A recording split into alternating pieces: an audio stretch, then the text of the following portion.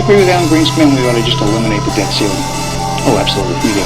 The ability of almost every working American to access more credit than they should have been able to masked the underlying fact that lower and middle class incomes were not rising. That's not a tenable strategy. Isn't now the time to eliminate it? Oh, we've been a long time ago. Let's put aside terrorism.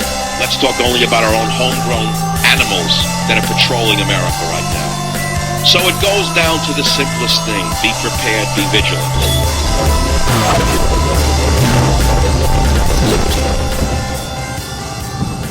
I have laid aside work and gone a-fishing.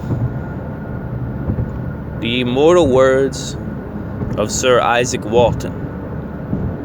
No relation, as far as I know anyway, no relation to your host, James Walton. Welcome into the I Am Liberty show.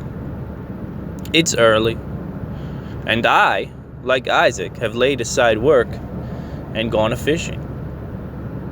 And I'm heading west under a peach sunrise that you wouldn't even believe.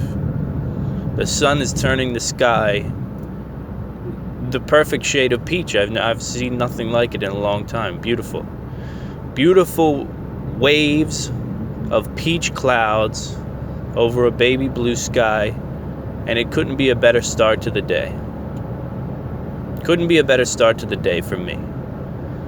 Now, I know you want me to talk about the throat-cutting monsters on London Bridge. Right, London Bridge is falling down. My Fair Lady ran into the store with her neck bleeding. But I'm not going to talk about it right now. I'll get to it. All right, excuse me if I don't want to talk about it. It's a broken record theme, right? Nobody wants an answer. Nobody wants to come up with an answer. They just want to, I don't know what they want. I'd like to get inside the heads of these people that are calling Trump the worst names in the world as he tries to keep this from happening in our nation. Or I'd like to get in the heads of the people of the UK who still think that tolerance is the way to go, and they really believe that they're not in a war right now in their own city. 3,500 people are on watch lists in London. I guarantee you these wonderful examples of the radical monstrosity that is Islam. I'm sure these three were one of those wonderful folks who made the list. But what I'd rather talk about is poppers. What I'd rather talk about is my outfit. Not my outfit. Not my basketball shorts and pullover fleece and sandals I have on. My kickback Shaq hat. I'm talking about my lightweight fly rod. My 4-pound test tippet.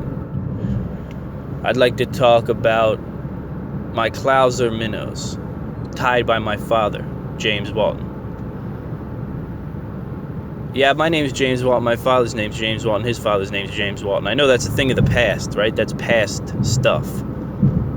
That's old stuff, right? They don't do that kind of stuff anymore. The women won't allow it. They won't allow the ego to get inflated like that anymore, right? That's not a fair thing anymore. It'd be frowned upon. Heaven forbid. Heaven forbid the man have a legacy, right? So, I don't know, that was a little overboard. That was a little overboard at 5:40 in the morning. But, yeah, my father tied these Clouser minnows, and they're beautiful. And the Clouser minnow, for those of you who don't know, see, I like to get out and spin fish. I do. I love it. I love getting out, casting big worms, casting big swim baits, big minnows, catching big bass. It's a good time.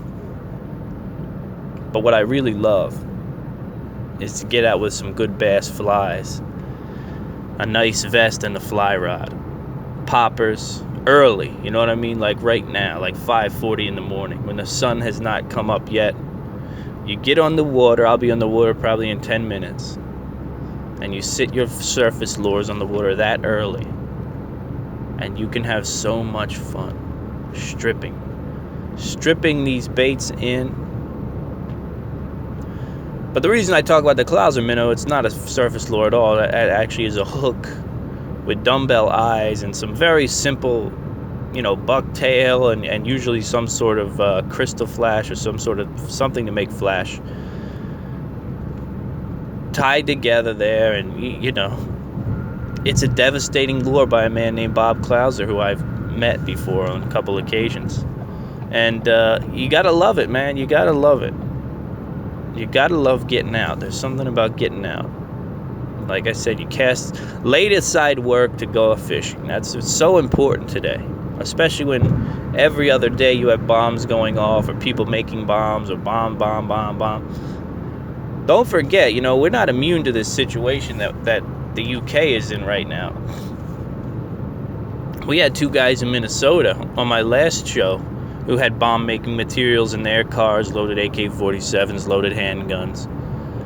Which is why I'm heading to the gun show today, and I'm probably going to pick me up something nice. I have never been a concealed carry guy, I've got open carry here in Virginia, and that's usually been sort of what it is, what I've needed. I always felt like if things got bad enough around here, you just put the pistol on the hip. But now with children, it's really making me think. I've got everything I need to get my license. I don't have to go take any class. I've already done the class and everything. But anyway, I'm not going to mull over that today. At least for the first hours of my day. I got up early. I fed the dog a treat. She came down. She thought I was taking him out for a walk because I walk him very early in the morning. And she came down looking at me. And she's just such a beautiful girl. Lola, my American Bulldog, Pit Bull, Mutt mix, whatever she is. She came down with her big eyes. His daddy was up early and she thought she was going to go for a walk. And I let her out back, and when I let her back in, I felt so bad I had to give her a nice big bone. Because she's always up. She's always ready. But now the largemouth bass are ready. And I've got the perfect pond for the fly rod. See, fishing for me, especially with kids, has become a lot about efficiency. When I get time to get away from the family and get out and do some real fishing without kids around. I'd love getting out with my kids, especially my son Carter. He's old enough now. He's casting on his own. He's catching fish on his own. It's a dream. But there's something about getting out there with the fly rod, having time to yourself. And I have the perfect pond out here, out west of Richmond, where I go. And I've never caught anything over maybe 16 inches here, right? Never caught any real big hogs. And very close to that pond, there's a pond where I have caught some nice fish, over 20-inch largemouth bass, over maybe 5 or 6 pound largemouth bass, which is a great day for a guy like me. But there's a level of fish in this pond. There are fish in this pond. And so many nice fish, 12 inches to 14-inch bass. That when I take out my little trout fishing fly rod, my little fly rod that I take out when I go up into the mountains. And I fish these big bass bugs on it. And it can be a little tough to cast, but I'm really good. I'm really good at casting. I'm not tooting my own horn. I'm just telling you the truth. I've been fly fishing since I was 12 years old. I'm 31 now. And when I say fly fishing, I don't mean like I go once in a while. I'm talking about fly fishing every weekend. When I got my first car, I would go work at, it was a restaurant called Rue 3. And some summer nights, the restaurant business can be slow in the summer. And some summer nights, Rue 3, they let me go, right? Because I was a young kid. I did a lot of prep work. I worked the app station, so I wasn't a vital piece over there. They'd let me go early. And I'd swing by Ridley Creek. You know what I'd be doing? Fly fishing. I'd swing by Chester Creek, fly fishing. It's one of my greatest talents, fishing, to be honest with you. But I don't like to go crazy about it or over it, because it is also one of the great passions of my life, one of the things I love. You know, so you talk too much about stuff like that, and you do too much work based around stuff like that, and before you know it, people want to come with you, people want you to take them out, and you want to be, but you know what I mean? When I got into freelance writing, I was certain that I wouldn't do as many fishing articles as anything else, because I didn't want to bastardize what I love. But one day I'll put a book out on it. One day me and my dad are going to sit down and write a journal book, because my father kept journals of every fishing trip we ever took. It was one of his things, you know.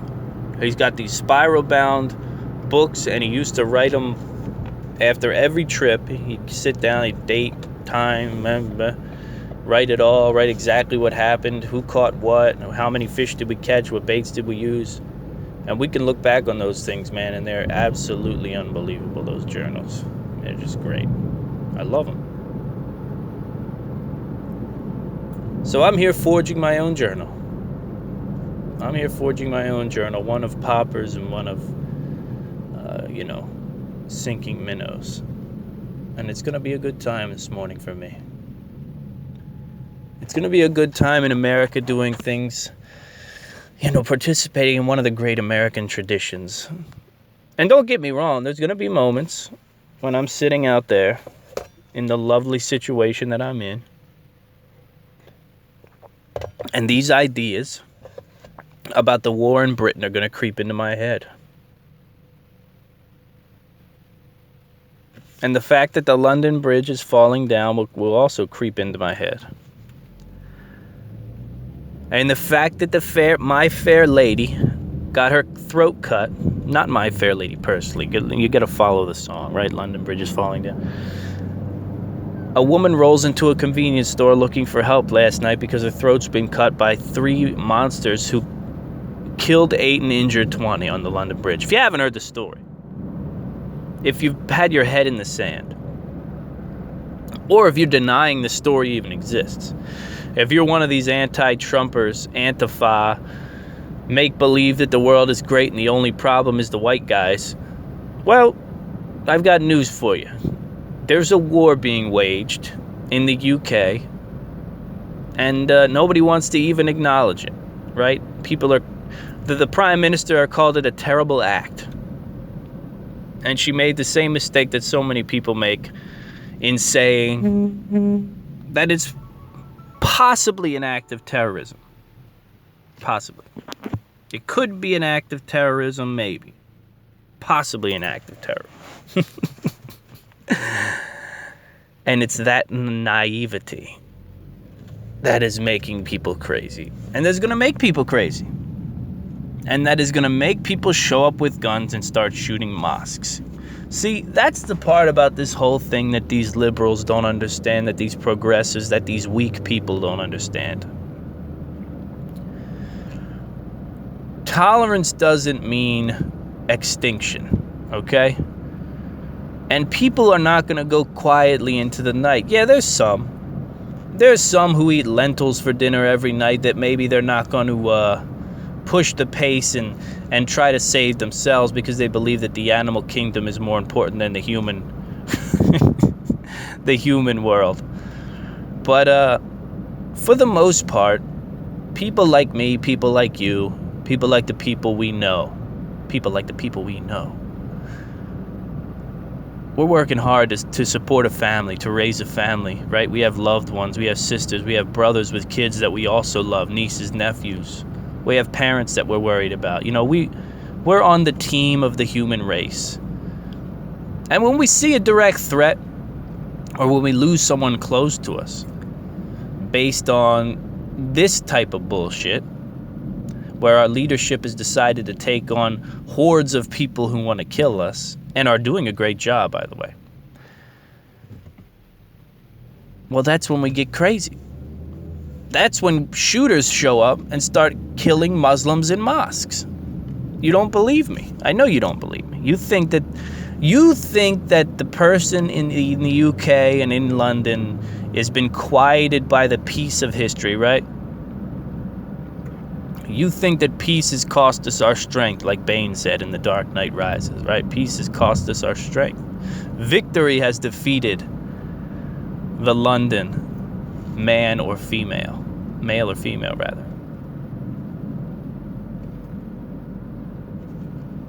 Well, I promise you, if you want to see atrocities, keep letting these things happen in a vacuum. Keep allowing these events to happen in a vacuum with no answer.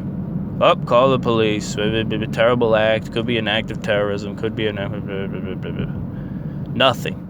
No answer. No way to stop it. No plan to stop it. The watch list grows. The watch list will be 5,000 people in 2 years. Watch.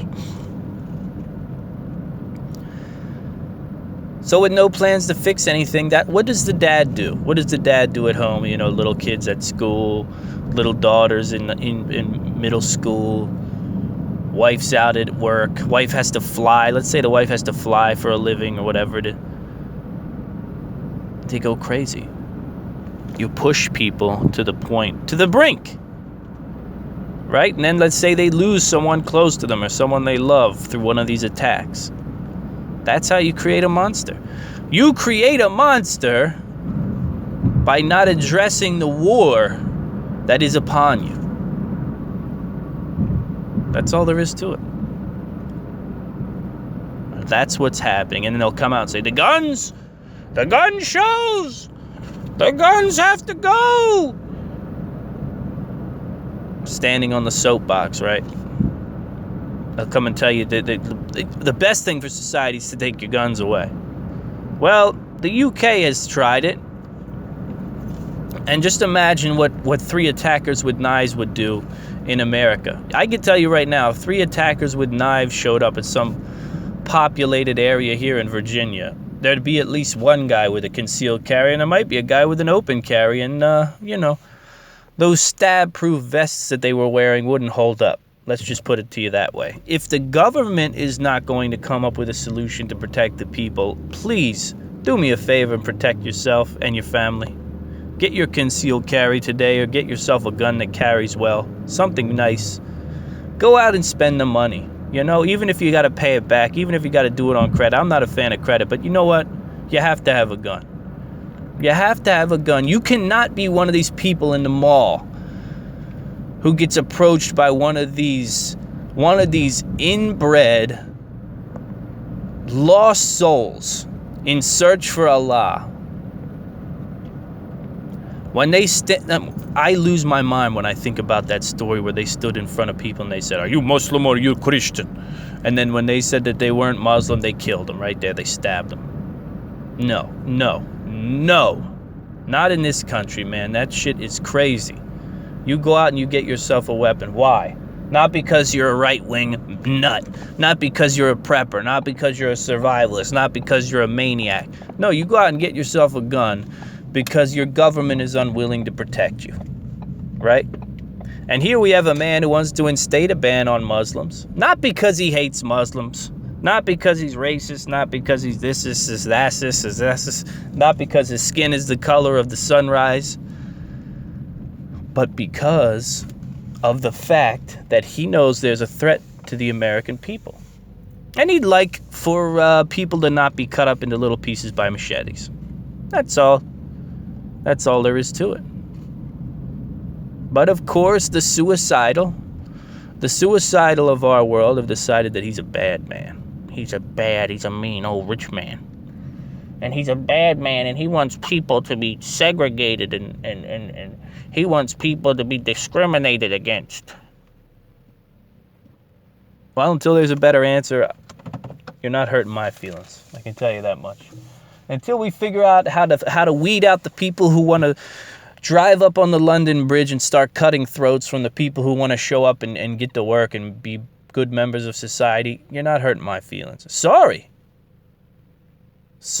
Can we not expect the Muslim community to take responsibility for the maniacs within? No, we can't do that. We can't do that. That's too much pressure. When we put too much pressure on the people. Right? Too much pressure for you to figure out who's a maniac in your mosque. Hey, can you just let us know who's a nut in your mosque? And then we need follow through. See, that's the other part. Let's say we get this great group of Muslims all across the nation who are willing to bring out the fact that there are maniacs in our midst. Well, then we need a government who's got the balls to say, sayonara. It's time to go. We've got anonymous tips about what you've been talking about in your mosque and, the beheading of Christians and the kicking of gay men off roofs isn't going to fly here in America. Sorry. It's not going to go. It's not going to go. I may give you a little more on this topic after I get done catching some bass and having a good time. Maybe. I don't know. Maybe not.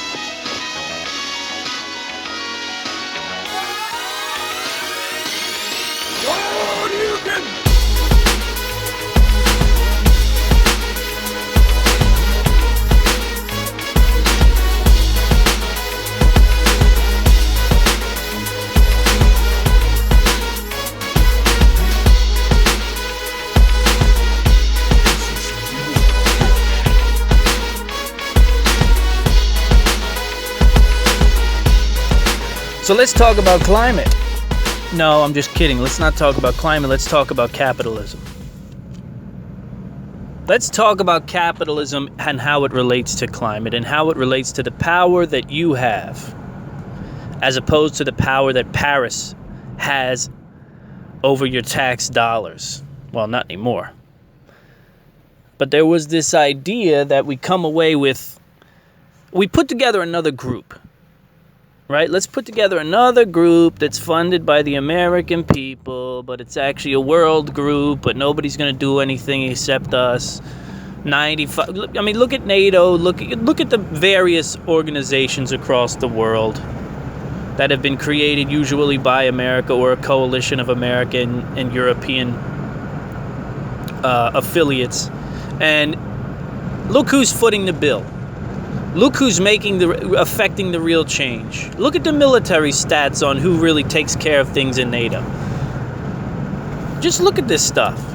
You see a group like this, this people get so wrapped up in this climate issue. This is why I'm tripping over my words, because this is a massive issue on a lot of different levels. It's a huge issue. The idea that we're going to fight climate on the world scale, it touches so many things. And I have a guy who could come on the show and who could just break down climate like you wouldn't even believe. And he would do it in an unbiased way, and he would do it from the perspective of a professional business owner who makes his living off, what we're talking about here. Great guy, too, by the way.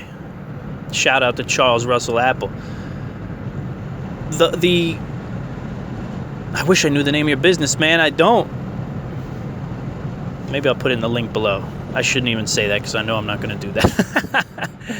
But great guy. Like I said, he's been on the show before. He'd come on and he'd have a great time telling you all about the issues, right? Good and bad, what's really happening, why the left should be upset, why the right should be, whatever. Very unbiased, great guy. But anyway, it's just one very minute piece of this whole issue. It is, really. I told you a couple shows ago that we're going into a period of lack of solar activity, right? Solar dormancy, scientists believes. That's going to have some effect. I'm not fighting the climate issue, though. I am not fighting the issue of whether or not we need to worry about the climate or things like that. Or whether or not we're affecting the climate. Of course we're affecting it. How could we not be affecting it? You pave an area, you rip down the trees, of course it's going to affect it. How's it not going to affect the climate of the planet? But, here's where the issues come in. For me, this is me personally, and I think I speak for a lot of people.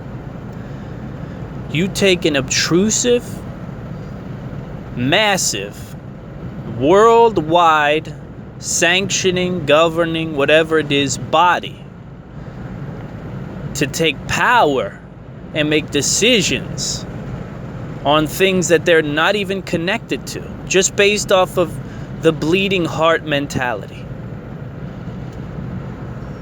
That's where people get upset. That's where people get scared. That's where every American in existence should look back on history and say, how did it work out last time we had a governing body an ocean away from us telling us what to do and how to run our country? Yeah, that was a revolution. That was the crown, right? That was the crown telling us what to do from an ocean away, how to run our country. Oh, and let's not forget, taxes. Your taxes are going to foot the bill on this little experiment, right? And the way that these things typically go, how much American money do you think is going to keep this thing afloat? Okay, I understand. If the coasts go underwater, money maybe not that big a deal, but is man's freedom big a deal? Let's talk about that in the wager of it all. If there are no men, there could be no man's freedom, right? So we talk about that. But climate change is not going to make the population extinct. It's a very weird wager, but it's one that you have to consider, because to me, I believe man's freedom to be the most important thing, period, in the universe. Of course, if we're facing a cataclysm that's going to wipe man off the planet, then we have an issue, right? A lot of good man's freedom will do him if he's dead. But there are more than one way to skin a cat, right? There's technologies in the field right now that are exploding on how to suck carbon out of the environment, how to capture carbon, how to make this thing work. I can't, and I know a lot of other people can't, get behind the idea of some bums, right? That's what we're dealing with. We're dealing with politicians taking more of my money, more of your money, and then you're going to go, well, we're going to do X, Y, and Z, and it's going to affect business, and it's going to affect your way of life, and we're going to decree that from all the way over here. And yeah, your president's going to have a little say in it, but maybe not. And how does this thing grow, and how does this thing become something else? This is merely one little issue here, right? This is one factor in it all. The other big issue, not just the money, it's not just the fact that they're creating another overreaching body that's going to what? Well, it's gonna limit the freedom that a man has, that a woman has, that people have. It's gonna limit that freedom. No getting around that. No getting around it. But there's also the issue of capitalism and the will of the people to do what's right. Right? The will of the people to do what's right, not on Twitter, right? Not on their blog, but the will of the people to do what is right and put in the effort to do it. That's one of the biggest problems that we deal with in this nation, integrity. Right? It's very easy to get up, do a podcast, do a Twitter post, do whatever it is, and come at it with the tons of outrage, and I can't believe this loser is doing this, and I can't believe, and what if this, and what if that, and the world's going to come to an end. We need to make a change. But let's be honest about this issue here. We have seen vast market change, in a very, short period of time, really, when you look at it. When you look at the way we've been producing cars, producing energy, producing equipment, tools, whatever, manufacturing in general, you look at that and you say to yourself, how long have we been doing it a certain way? Then Al Gore comes out and tells us we need to do it a different way. And to the credit of the capitalist society in which we live, we've stopped on a dime. And things have already begun to change. And they've begun to change for the better now. For the better. There's no getting around the fact that a lot of these changes are for the better. And it's not due to the Climate Paris Accord. Strike that, reverse it. It's not due to a governing body. It's not due to an overarching group of monsters that are telling you what you can and cannot do, and where you can and cannot have your house on, and heat and cool and lights and all that. It's due to the fact that normal people, the people who are supposed to have the power in this country, regular people like you and me, have decided to pressure industries to get better. And they've done it with their wallets, and they've done it with their feet, right? And they decided, I'm gonna walk away from this brand because they don't offer what I want. They don't offer an environmentally sound product. So I'm gonna leave them. And they're gonna go out of business, and that's gonna be the end of them, unless they adapt. Now that is what works, my friends. That is what works. And that is the answer to climate change, in my opinion. If Paris and them want to have fights with China about all their pollution, good, let them. Let them. Let them sit around the table and look China in the face and smile. Meanwhile, in America, in a truly capitalist society, we can handle this. We can handle this on our own, but you got to get up. And you got to make the hard decisions, and you got to make the sacrifices, and that's what you have to do if that's what you believe in. It's not about just posting on Twitter that Trump's an asshole. Which is what most people do, right? The climate is in disarray. Trump's an asshole. He needs to get back in the Paris Accord or whatever. Don't worry about it. What are you worried about it for? I'm talking to the progressives now. What are you worried about it for? What kind of car do you drive? You're driving a Mustang. Is that electric? Is that hybrid? You've got to change your lifestyle to support what you believe in. My car gets incredible gas mileage. I'm an outdoorsman. You got to understand what that means. People think that means redneck, duck call, making guys on A&E or whatever. No, that means that I pick up trash. That means that I am constantly concerned about the condition of the environment because of the fact that I thrive there. Like I said, I just spent a few hours on the pond, and you know what? I took about 5 minutes and cleaned up a big giant mess of fishing line that was out there, wrapped around a tree that somebody left like an idiot. And that's what it takes. It takes action. Where do you live? What do you do? What do you eat? Who do you support? Sit down and look at these things. Don't buy the nonsense that you can't change this world. Because the truth of the matter is you can change this world. I'll tell you when you can't change it, though. When you can't change the world is when you hand over all your power. Like in a socialist society. So if you lose the right to buy or sell or create or manufacture or do what it is you want to do where your passion lies and make things better, that's when you fail. That's when the world fails. But when you leave it to a capitalist society and you leave the power in the hands of the people, right? Leave the power in the hands of the people. Trust me, there's a lot of people who don't believe that human beings are having any effect on the planet whatsoever. And you know what? That's a silly thought. In my world, that's silly. We have so manipulated the planet. We have so decimated the oceans. We are changing the planet. There's no getting around that. And it has to affect climate. It has to. But that doesn't mean that we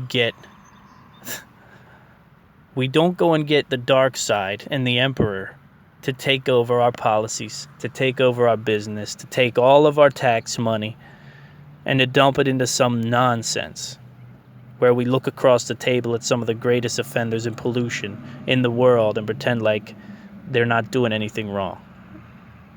America can handle it on our end. Trust me, we can handle it. And we should lead the way.